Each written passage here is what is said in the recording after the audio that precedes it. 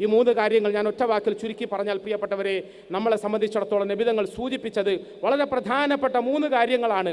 ഒന്ന്, നമ്മുടെ വ്യക്തിപരമായ വിശുദ്ധിയാണ്, നമ്മുടെ വ്യക്തി ജീവിതത്തിലെ തഖ്വയാണ്, നമ്മുടെ വ്യക്തി ജീവിതത്തിൽ വന്നുപോയ അഴുക്കുകളെ കഴുകി വൃത്തിയാക്കാനുള്ള ആഹ്വാനമാണ്, ശക്തമായ കൽപ്പനയാണ്. അത് നമ്മൾ ഓർമ്മ വെക്കുക. എൻ്റെ ശബ്ദം കേൾക്കുന്ന ഖത്തറിലെ മുസ്ലിം സഹോദരി സഹോദരന്മാരൊക്കെ അത് മനസ്സിൽ കോറിയിടുക. നമ്മുടെ ജീവിതത്തെ അള്ളാഹു ശുദ്ധിയാക്കി തരുമാറാകട്ടെ. രണ്ടാമത്തേത്, നമ്മുടെ മാതാപിതാക്കളോടുള്ള നല്ല പെരുമാറ്റത്തെയാണ് സൂചിപ്പിച്ചത്.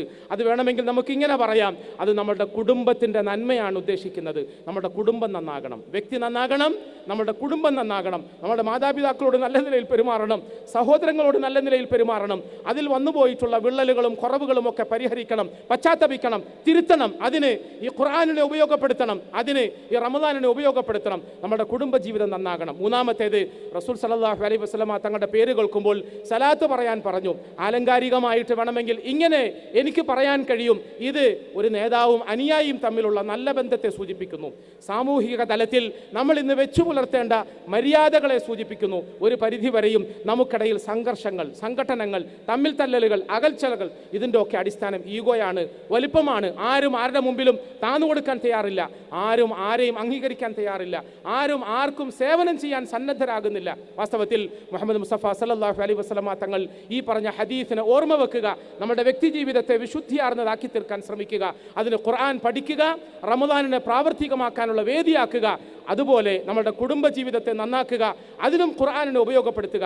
സാമൂഹിക തലത്തിലെ സംഘടിത ജീവിതത്തിൽ പടച്ചവന്റെ വചനത്തെ ഉയർത്തിപ്പിടിക്കുകയും അത് പ്രാവർത്തികമാക്കിക്കൊണ്ട് ഖൈറ ഉമ്മത്താകാൻ ശ്രമിക്കുകയും ചെയ്യുക. അള്ളാഹു എനിക്ക് നിങ്ങൾക്കും അതിന് തൗഫീഖ് തരുമാറാകട്ടെ. അതിനാവശ്യമായ വെളിച്ചം ഈ ഖുർആനിൽ നിന്നും നമുക്ക് അള്ളാഹു നൽകുമാറാകട്ടെ. അതിനാവശ്യമായ ഊർജം ഈ പരിശുദ്ധ റമദാനിൽ നിന്നും പടച്ചവൻ നമുക്ക് പകർന്നു തരുമാറാകട്ടെ.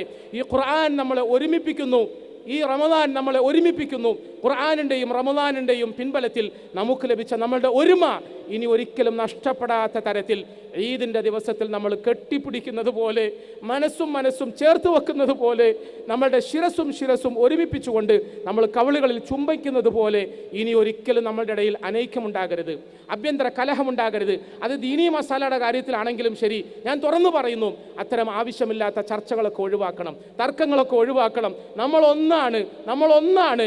ഒരുവൻ്റെ മുമ്പിൽ എപ്പോഴും ഒന്നിച്ച് നിന്നുകൊണ്ട് സുജൂദ് ചെയ്യുന്നവരാണ് നമ്മൾ. ഹബീബായ മുത്ത് സല്ലല്ലാഹു അലൈഹി വസല്ലമ തങ്ങളുടെ ഉമ്മത്താണ്.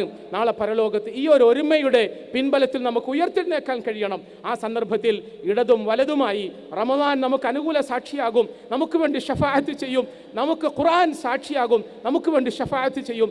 ആ നല്ല കാഴ്ചയ്ക്ക് കാത്തിരുന്നു കൊണ്ട്, അതിനായി ദുആ ചെയ്തുകൊണ്ട്, നിങ്ങൾ എനിക്ക് വേണ്ടി ദുആ ചെയ്യണമെന്ന് വിനീതമായി വസിയത്ത് ചെയ്തുകൊണ്ട് ഞാൻ എൻ്റെ വാക്കുകൾ ഉപസംഹരിക്കട്ടെ. അള്ളാഹു നമുക്ക് നല്ല തൗഫീഖ് തരുമാറാകട്ടെ. വആഖിറു ദഅവാന അനിൽ ഹംദുലില്ലാഹി റബ്ബിൽ ആലമീൻ.